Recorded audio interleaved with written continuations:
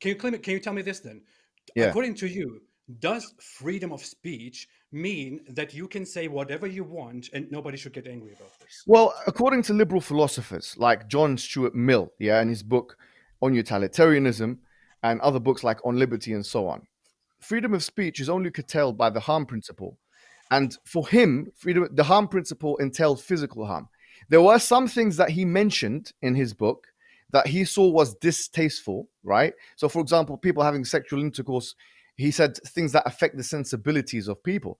So, for example, people having sexual intercourse on the roadsides, John Stuart Mill saw that as something which is unethical.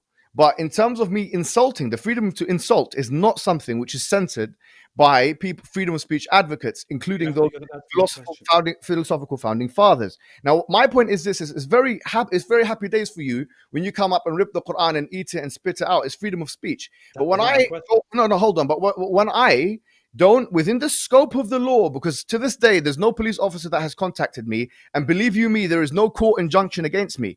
All the things that I've said on Twitter are by law, UK law and US law, absolutely within the full scope of the law. And I'm waiting for a court order. I'm waiting for an injunction to prove me otherwise. There's nothing within the spirit or letter of the law, nor Was that my question? within the parameters of freedom of speech as per liberal ethics that stop me from insulting you and your wife, who has a public figure platform, attacking Islam and calling the Prophet of Islam all kinds of names. Was that my question? If you can't handle, yes, if you cannot handle, yeah, the freedom of speech when it comes back at you, do not try and give it to people, a community of people, by eating, spitting out the Quran, laughing at the Quran, and so on and so forth. Because that would imply that you are a person of weakness. You're an Was that individual. my question? Yeah. So that answers your question.